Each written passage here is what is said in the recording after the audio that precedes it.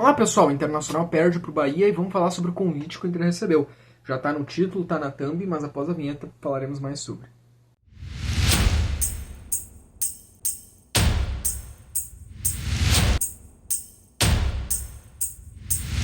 Escalado com Rocher, Matheus Bahia, Vitor Gabriel, Aguirre, Paulinho Ronaldo, Alan Patrick, Carboneiro, Bernabei e Borré. O que acontece? Hoje o Pesolano ele tenta fazer uma mudança assim no time. Ele coloca Borré no lugar do Alejandro, uma mudança da última partida, e agora ele faz a maior mudança, né, desses últimos jogos. Ele coloca por fim o Matheus Bahia como titular, mas ao invés de começar com o Vitinho ou Alex, ele coloca o Bernabei como um ponta. Em um lado, no lado direito, temos Carboneiro e na ponta esquerda do ataque, Bernabei. No meio, Borré, e aí na lateral esquerda, o Matheus Bahia. Então o que o Pesolano fez? Sim, tirou o Bernabei da posição dele e colocou o Matheus Bahia, como a gente disse que podia ser testado. Daí ele coloca o Bernabei à frente, coloca o Bernabei como ponta. Eu até não sei se num time bem estruturado, se numa equipe bem organizada, o Bernabei não daria certo ali, tá? Mas só dele não ter jogado como lateral, dá pra ver que ele atacou. Até porque no primeiro tempo, as poucas chegadas ofensivas do Inter vinham passando pelo Bernabei, em arriscar de fora da área, correr com ela, enfim. Mas mais um jogo bem ruim do Inter, tá? Mais um jogo bem fraco do Inter. O Internacional é derrotado por 1-0 e com problemas muito parecidos, mesmo com essas mudanças. Problemas muito parecidos que foi contra o Atlético Paranaense, que foi contra o Palmeiras, que foi empates, inclusive, que foi o caso contra o Remo. Então, problemas muito parecidos contra o Atlético Mineiro. Parece que esses problemas se repetem. O Inter tem a bola, tem a posse de bola. A tática e a ideia de jogo do Pesolano é sim um time que ataque. E aí o Inter tem a posse de bola, o Inter tem a bola para atacar, para ir para cima, para empurrar o adversário para dentro da área e para buscar os gols. O Inter não tem efetividade, perde gols e o adversário que deu a bola ao Inter vai contra-atacar. E nesses contra-ataques rápidos vão tentar buscar o seu gol. O grande problema aqui são dois. O Inter não tem qualidade para fazer esse tipo de jogo, porque o Inter não tem qualidade para jogar assim. E dois, se o Inter não tem qualidade no ataque, na defesa, pior ainda. O Inter toma um gol hoje muito bobo. Mais uma vez, o gol do Inter contra o Atlético Mineiro, que o Inter toma, o gol que o Inter toma contra o Bahia, novamente, são pelo menos dois, e eu poderia citar mais o Atlético Paranaense, que o Internacional toma gols totalmente evitáveis. Toma gols que se tu tem uma marcação minimamente positiva, uma marcação minimamente bem ajustada, uma marcação correta, zagueiros atentos, zagueiros bem colocados, uma zaga que faça o mínimo positivo, o Inter não tomaria aqueles gols. O jogador do Atlético Mineiro não passaria do jeito que passou pelo Bernabei. Hoje, a zaga do Bahia pelo menos afastava para escanteio a zaga do Inter no ataque do Bahia. Então são gols que o Inter toma que são minimamente tranquilos ali de salvar. São gols bobos, são gols que equipes, assim, de várzea, como se fala, equipes de escola não tomariam.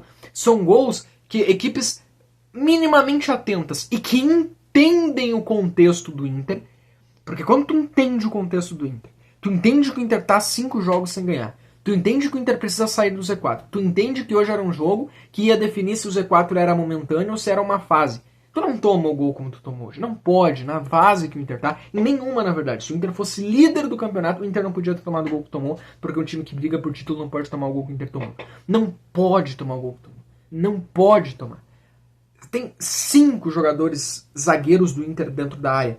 2 jogadores do Bahia passam como querem. Então nós temos aí um Inter que tem uma zaga frágil, uma zaga que o que o Inter tem no seu elenco não é o suficiente e que toma gol para todos os times. Para Atlético Paranaense, pra Remo, pra Flamengo, pra Palmeiras, qualquer time. Isso a gente falava no Gauchão, né? No Gauchão, o Ipiranga conseguia entrar com facilidade na área do Inter e marcar gol. O São Luís conseguia entrar com facilidade na área do Inter e marcar gol. O Grêmio conseguiu 3 vezes marcar gol contra o Inter e 1 vez ainda no Beira-Rio. Então é uma zaga muito frágil, que toma gols facilmente, gols muitas vezes bobos, não querendo tirar o mérito do adversário, mas ou porque o Rocher falhou como falhou contra o Remo, ou porque o Bernabei falhou como falhou, ou porque todo o sistema defensivo falha como falhou hoje, ou porque em outras partidas Félix Torres falhou, ou porque o mercado falhou. Pode ver que eu tô não sendo específico ao jogo de hoje, porque não é um erro específico. Pode ver que eu tô citando erros que aconteceram hoje, mas também puxando o Atlético Mineiro, também puxando a Remo, também puxando a jogos anteriores, porque são erros que se repetem. A diferença também desse jogo para o jogo do Atlético e para outros jogos é que, diferente do Atlético, onde o Inter realmente chutou a gol, o Everson salvou, hoje o Inter não fez o goleiro do Bahia salvar. Olha, eu acho que umas 2 ou 3 vezes só. O Inter demorou muito para, de fato, ser efetivo também em perder gols. Porque as 2 chances mais perigosas do jogo, na minha opinião, vieram do Bahia, mesmo depois do gol do Bahia. Então o Internacional que roda muito a bola, mas hoje, inclusive, nem chutar tanto, nem ter tantas percas de gol teve. Era mais chuveirinho pra área, cruzamento, e parece que depois de uns 20 minutos, 30 minutos, a própria torcida começou a vaiar, começou a berrar, começou a cantar, seja um time de guerreiros, né? Vaias. E eu acho que a torcida tá certa, tá? Eu acho que a torcida tá certa. Porque é uma torcida que vem aguentando a mesma coisa a cada ano e uma hora cansa. Uma hora cansa. São pelo menos 6 anos nesta gestão com expectativas quebradas. E aí dá pra ver que isso entra num campo um desânimo, entra no campo aquilo que a gente fala, o psicológico, o emocional. E aí caiu o Inter. Tanto que, segundo tempo, acho que se estivesse até agora, a hora que eu gravo esse vídeo são 9h40 da noite, até agora o Inter não teria marcado gol. Dava pra ver isso, eu continuei olhando o jogo, mas sem a esperança de que o Inter marcasse o gol. Dá pra dizer que umas 2 chances o Inter até perdeu no fim da partida, que é quando começa a de fato entrar mais na pequena área, mas o Inter limitado. Então é um Inter que tem problemas na zaga, é um Inter que tem problemas no ataque e tem o meio campo fraco também. Onde os teus 2 melhores jogadores do meio campo, que a gente fala que é o Paulinho Paula e o Ronaldo, além de não fizeram 2 últimas boas partidas, não são suficientes para vestir a camisa do Inter. Paulinho Paula, que inclusive está suspenso pro próximo jogo. E aí, os poucos jogadores que aparecem como destaque não ganham oportunidade, que é o Alex, que teve um grande campeonato gaúcho, mas hoje, nas escolhas, inclusive confirmadas pelo auxiliar do Pesolano, que é quem esteve no lugar do Pesolano uma vez que o Pesolano esteve suspenso, o Alex não ganha nem oportunidade. Então, sabe, são coisas que tu pensa como vai melhorar. Na coletiva eles dizem uma hora que entendem o problema real do Inter, que entendem o contexto, que entendem o tamanho do Inter, entendem o que aconteceu no passado, mas parece que só tá faltando gol, né? Nossa, o Inter jogou muito bem, mas por falta de sorte, o Inter só faltou o gol. Não, não é só o gol. O Inter é muito fácil jogar contra o Inter. É só entregar a bola pro Inter, jogar em contra-ataques e ter uma zaga minimamente arrumada. Porque o Inter não tem efetividade, o Inter não tem o cara que faça a diferença, o Inter não tem nenhum jogador que chame a atenção, que faça a diferença, que faça a torcida jovem, a torcida que gosta de ter um jogador preferido, ter ele. Não tem. Hoje o Alan Patrick, que seria uma referência, jogou mal, foi substituído, porque jogando mal ou bem o Pesolano substitui ele no segundo tempo, o que eu acho que é um erro, mesmo ele tendo jogado mal, mas ele é o melhor, mesmo não estando em boa fase, não estando jogando bem. Olha só que loucura, ele é o melhor dentro desses, porque os outros são piores do que ele. Então, cara, é muito complicado. Outro ponto também que nos leva a crer o convite que o Inter recebeu. O Inter nesse momento não tem patrocínio master, o Inter nesse momento tem transfer ban, o Inter nesse momento tem dívidas enormes, o Internacional não fez grandes contratações e movimentos no mercado. A contratação melhor que o Inter fez foi Matheus Bahia. Matheus Bahia, Paulinho Paula, Félix Torres.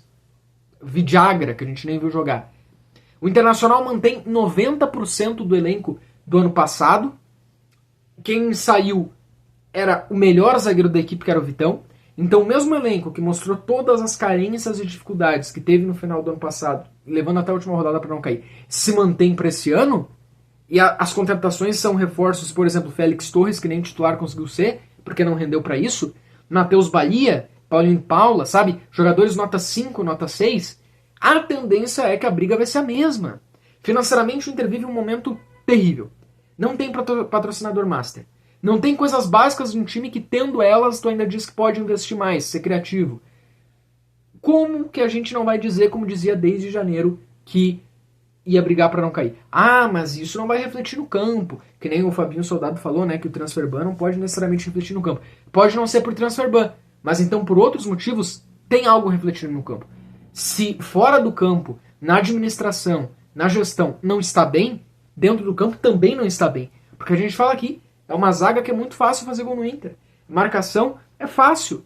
É fácil jogar contra o Inter, é entregar a bola pro Inter e sair em contra-ataque. O Inter não tem efetividade, não marca, não tem goleador, os pontas são insuficientes. O Carboneiro hoje jogou pior do que jogava quando estava pelo lado esquerdo. O lateral esquerdo do Inter, Bernabé, que era o titular, não sabia marcar. Era fácil de passar por ele. Ah, daí hoje entrou o Matheus Bahia. Então é um time que só gira a bola e tem imensas dificuldades para ser efetivo.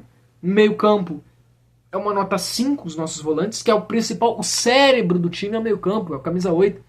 E me parece às vezes que o Pesolano tem uma ideia de jogo que não cabe ao Inter. Às vezes é melhor tu jogar igual o Atlético de Madrid. O Atlético de Madrid tá chegando onde chega, jogando sabe como. Eles até têm potencial para atacar, para finalizar, para jogar muito. Porque eles têm grandes jogadores. Mas eles não fazem isso. Por escolha do Simeone, e talvez isso limita um pouco o potencial deles, de onde eles poderiam chegar, porque eles têm grandes jogadores para jogar muito mais ofensivo, mas o Simeone decidiu que eles vão jogar fechados. Eles vão jogar fechados. E dá certo, né? Uma hora e outra ele chega bem na La Liga, hora e outra ele bate de frente com o Real Madrid e Barcelona, é favorito a ganhar a Copa do Rei que tem aí. E por que o Inter então não faz isso? E não é o meu estilo preferido de futebol, tá? O meu estilo preferido de futebol, que eu mais gosto de ver, não. Mas eu já entendi que eu não tenho que gostar de ver os jogos do Inter. Eu tenho que torcer e entendendo que o Inter não vai fazer um futebol que me agrade, entendendo que o Inter vai jogar feio, eu quero é resultado. Eu já parei de cobrar show. Não, eu entendo a realidade do Inter. Queremos resultado. Então eu acho que às vezes o Pesolano tinha que rever isso também. Por quê? Os resultados não estão vindo, o estilo de jogo parece que é bom, mas não tem time para isso. Eu tô falando só do campo. O extracampo, todos esses problemas que a gente falou, dívidas, transfer ban, uma má gestão. São 6 anos de uma gestão que os torcedores contam dias para acabar. E tudo isso leva a crer que o Inter recebeu o convite para a Série B do ano que vem. O Inter vai aceitar? Eu acho que tem uma grande chance. Porque se o Inter não acordar agora, e se o Inter acordar agora ainda assim, o Inter não pode passar por aquela crise de outubro, por uma crise em setembro. Sabe por quê? Porque daí o Inter... Olha quantos pontos o Inter já perdeu, tá? Olha de quantos times o Inter já tá atrás. Se o Inter tem uma nova crise, começa a cair pra voltar pro Z4, ó, é no estalar de dedos. Porque olha o Fortaleza no ano passado, se recuperou no segundo turno. Não foi suficiente. Poucas derrotas já lançaram Fortaleza lá pra baixo. O Ceará passou o campeonato inteiro fora do Z4. Começou a perder nas últimas rodadas e tava pouquíssimos pontos do Z4. Caiu de volta. E como nós estamos vendo o Inter, a tendência é que o Inter não vá subir mais do que 12º.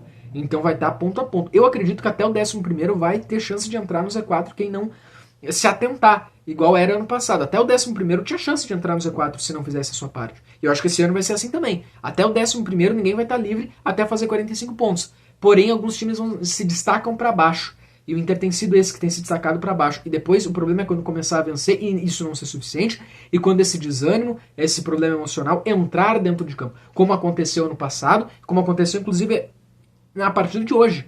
Em muitos momentos hoje pareceu acontecer isso. Então o Inter recebeu o convite da Série B. Vai aceitar? Eu espero e torço para que não. Mas se continuar como está, sim. Lembrando que temos live amanhã, segunda-feira, 7h30, para a gente falar mais sobre esse jogo.